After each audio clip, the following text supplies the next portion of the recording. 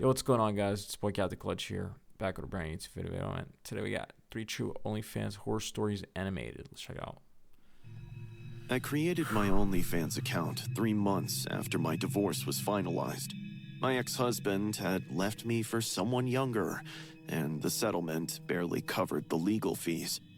I was 38, For free working retail subscription? part-time, and staring at overdue bills I had no way to pay, when a friend brought up OnlyFans as a joke one night. By the time I got home, I'd made an account. At first, it felt empowering to know that people out there still thought I was beautiful. They wanted to see me and paid just to talk to me.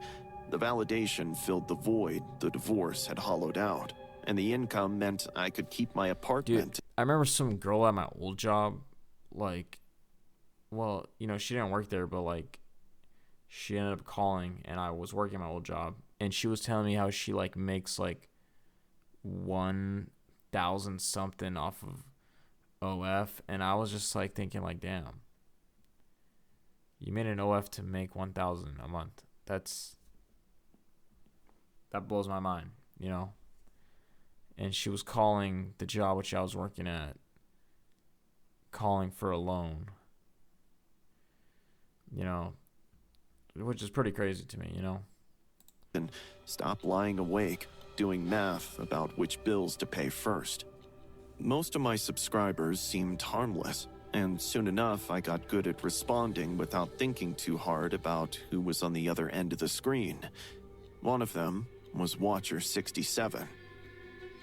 His first message 6'7" came late on a Thursday night in mid-February.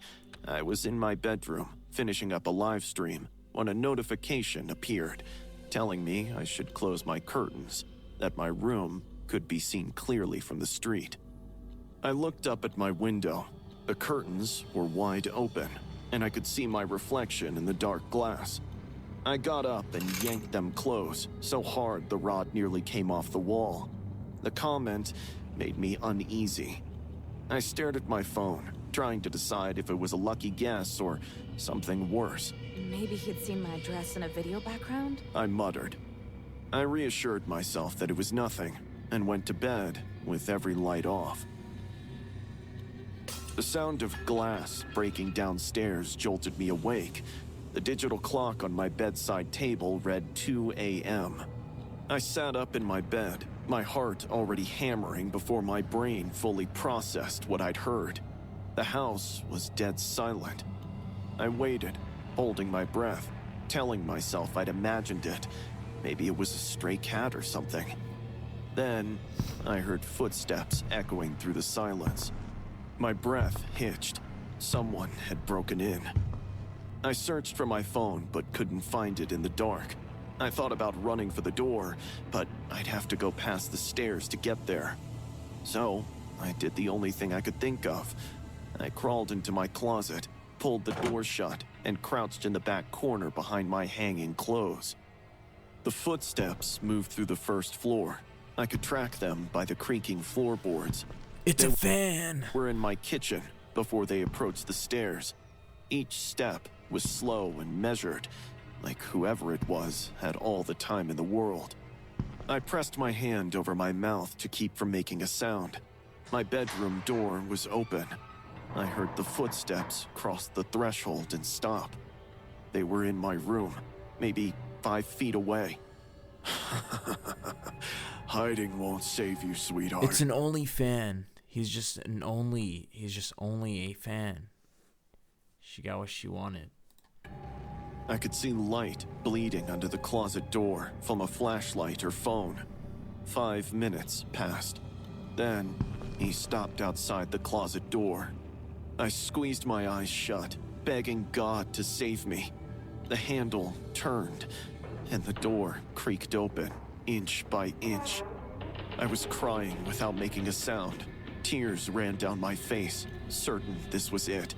This was how I died, in my closet at 38 years old, because I'd been too desperate and lonely to think clearly about what putting myself online might cost.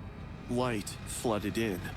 I peeped through my lashes and saw his shadow standing there, panting like he'd been running, even though I knew he hadn't. Please. Please. Please. My brain kept chanting.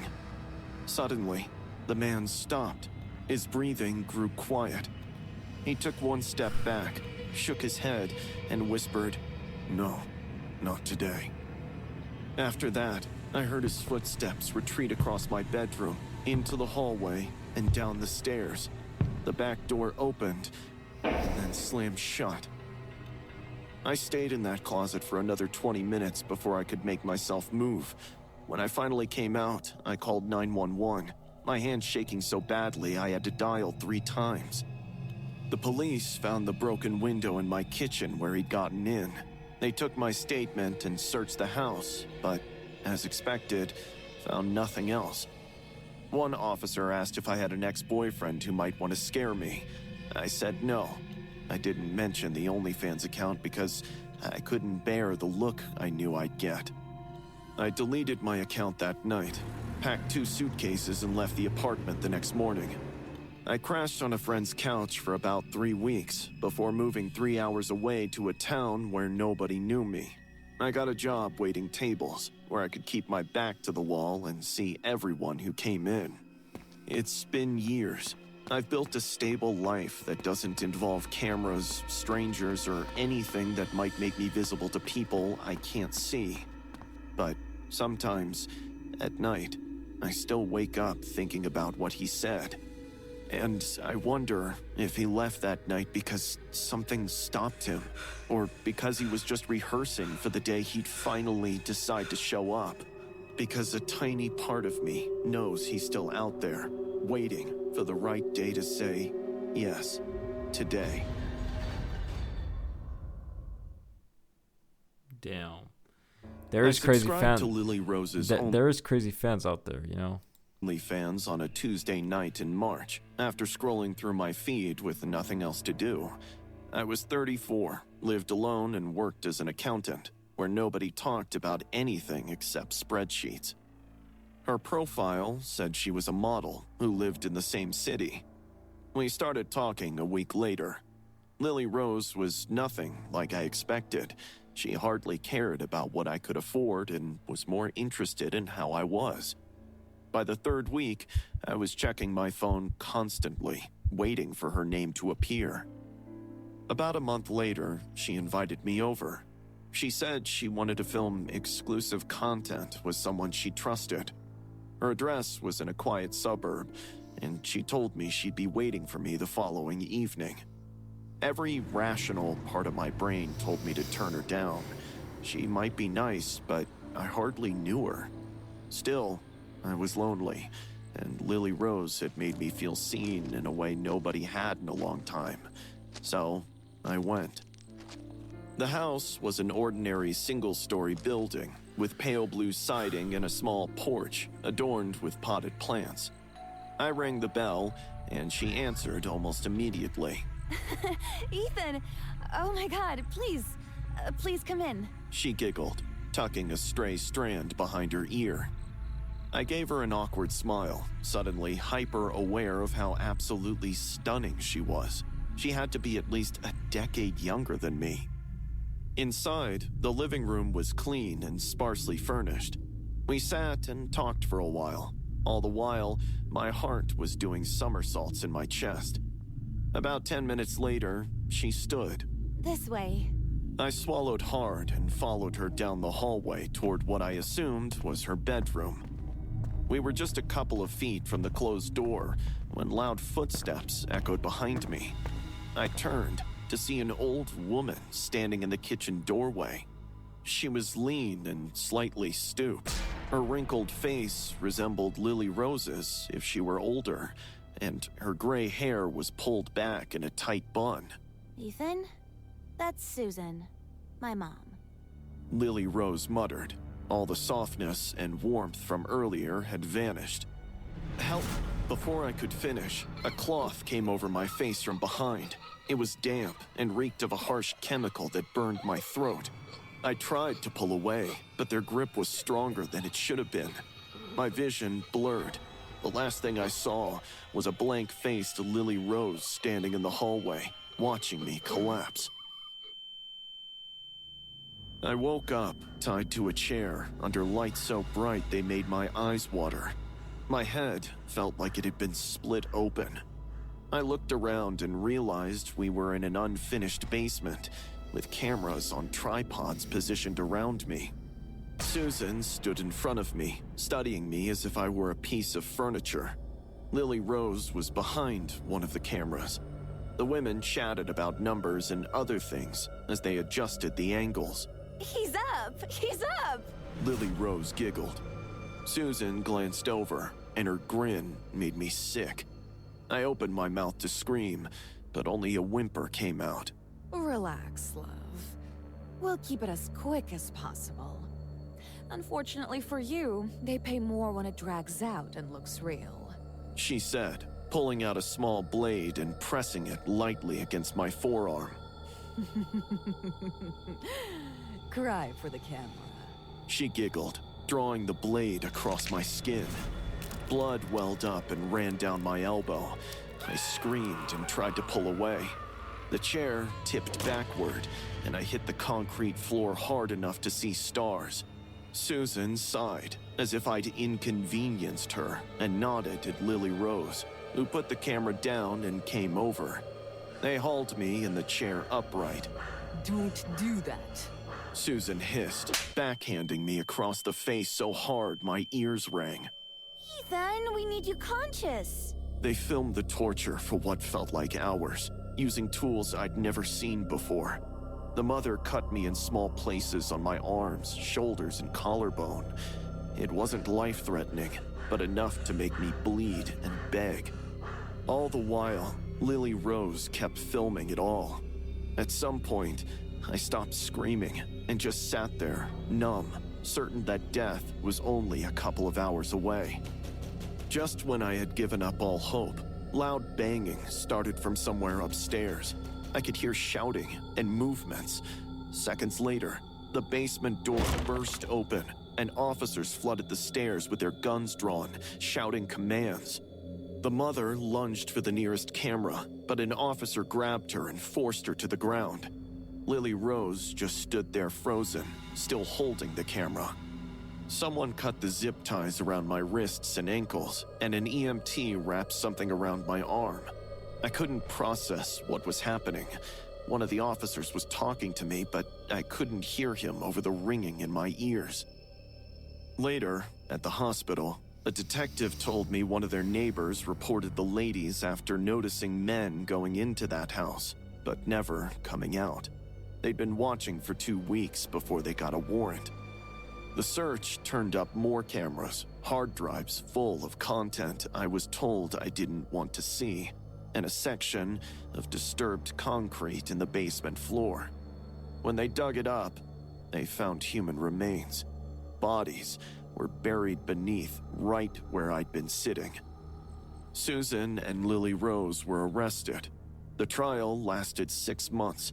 I testified twice and had to watch parts of the footage. The mother got life without parole, while Lily Rose got 25 years. The prosecutor argued she'd been coerced by her mother since she was 16, but I couldn't feel sorry for her. I'm 36 now. The scars have faded, but I can still see them. I moved to a different city, started therapy 3 times a week, and deleted every social media account. Yet nothing helps me from living the horror all over in my head again and again. Each time, my imagination makes it worse. Damn, that would for sure mess someone up, dude. I started my OnlyFans account That was probably the best story I've seen in a while. in April, after my landlord posted an eviction notice. I was 26, working 2 part-time jobs that barely covered groceries, and drowning in medical bills from a car accident my insurance refused to cover. The account felt like a last resort. At first, the requests were normal. People wanted custom videos, voice messages, and harmless dares, and would tip 50, maybe $100 if I went along with it. One night, a new username, @patronsaint lit up my notification. The dude had tipped me $2,000 and hadn't even bothered with a hello.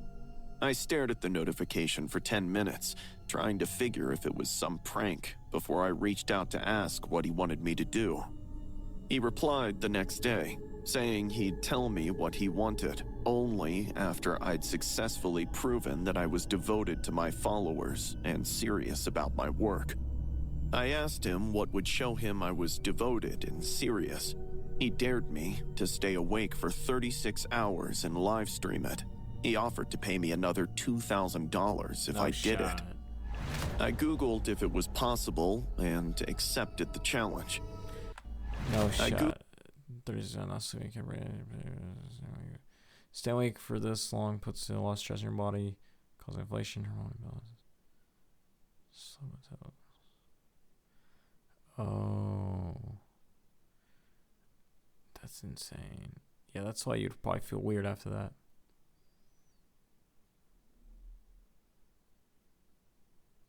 For up to 30 seconds at a time. No shot. Googled if it was possible and accepted the challenge. I drank energy drinks until my hands shook and talked to the camera while my eyes burned. When it was over, he praised my nerve and sent another 1,000 as a bonus. He asked if I'd be up for another dare. He really loved Honestly, I could probably do that, but I think I've done that before, but I got like the worst headache in the world. Courageous I was and promised to pay me $5,000 to stand barefoot outside all night. I didn't want to, but the money was hard to refuse. So I made arrangements and stood on my balcony from midnight to 6 a.m. until I couldn't feel my feet. I got frostbite on 3 toes and nearly passed out. He sent the money immediately and asked if it was worth it. I told him it did, when, in reality, I could hardly... I don't think I did 36 hours, but I did something like 30 hours. But, yeah, I got an insane headache because I woke up at like 11 a.m., I want to say. Or 1 p.m. And then, like, went a full 24 hours. And then went a few more hours. It might even be a little bit under 30, but still sucked, you know? Stand up straight for days. But Patron Saint was tipping more than all of my other subscribers combined, and I needed the money to stay afloat. 2 weeks later, he sent me the biggest offer. He'd pay me $15,000 if I broke one of my own teeth on camera. That's actually weird. I read the message 3 times before I told him I wouldn't do it. He didn't respond for 2 days. In those 2 days, my landlord called twice about the overdue rent. He was threatening eviction when my bank account only had $47. I'd run out of options weeks How do you have $47? You're making $5,000 tips. ago, and this was the only one left. I set up my phone in the bathroom and found a metal wrench under my sink. My hands shook as I positioned the wrench against my back left molar and tried to make myself do it. I tried 3 times, but couldn't. Then I thought about the eviction notice, the medical bills, and the fact that I had nowhere else to go. I closed my eyes and bit down hard. The crack was the worst sound I've ever heard. I felt it in my skull. Dude, when I got my wisdom teeth pulled out, it was also kind of like this. There was like a cracking noise when the dentist took it out. I was numb, but I was like not on anesthesia. The pain came half a second later, and I collapsed with blood pouring from my mouth and my vision going black. I was screaming, but couldn't hear it over the ringing. When I came back to myself enough to think, I grabbed my phone with bloody hands and stopped the recording. I sent it to him, and the money appeared in my account within minutes. I spent the next 3 weeks recovering, and those were the most painful days of my life. Some nights I'd toss and turn, begging sleep to take over. I'd give up eating solid food, and the gap in my teeth felt obscene every time I ran my tongue over it. But I'd made rent and bought groceries and paid down some of the medical bills. I had been telling myself it was worth it, until one night. I was going through my subscriber list and noticed something strange about Patron Saint. I had scrolled through our entire conversation history and realized he had never reached out to me first, even once. Every one of our conversations had been started by me. My stomach dropped. I checked the payment details and realized all the tips came from the same prepaid debit card. My heart pounded in my chest as I recalled the last 4 digits of my ex-boyfriend Daniel's card. It was Daniel, the same guy who had begged me not to start OnlyFans when we were together. I remember a friend of mine telling me he... That makes sense why he would tell her to do that. ...worked as a dental assistant and still had keys to my apartment from when we dated. I went back to the last message he'd sent after the tooth video. I'd been too out of it from the pain to read it carefully. It read, "Now everyone will know you're damaged." I wiped my OnlyFans account immediately, quit the job, and moved apartments. I even found a way to get the tooth fixed. On paper, I started over, but Daniel still shows up in my bathroom mirror every time I brush my teeth or even look at myself in the mirror. It leaves me disgusted with myself all over again. It took me months to really face the toxic truth seeping in, that the man I once loved and trusted had been sick enough to pay to watch me destroy myself. But what hollowed me out wasn't just what he did. It was realizing that he didn't even have to lift a finger to do it. My own desperation and foolish blindness were enough to get the job done. Exactly. You can't value money that much, because if you do, it's just not good, If she had a little bit more morals, she wouldn't have done that, The moral of the story. But yeah, man, that's a wrap of the video. Drop a like on this video. Sub up to the channel if you guys are new. Comment down below your guys' opinions. Let's see what some people are saying. Bro, what the second story art style?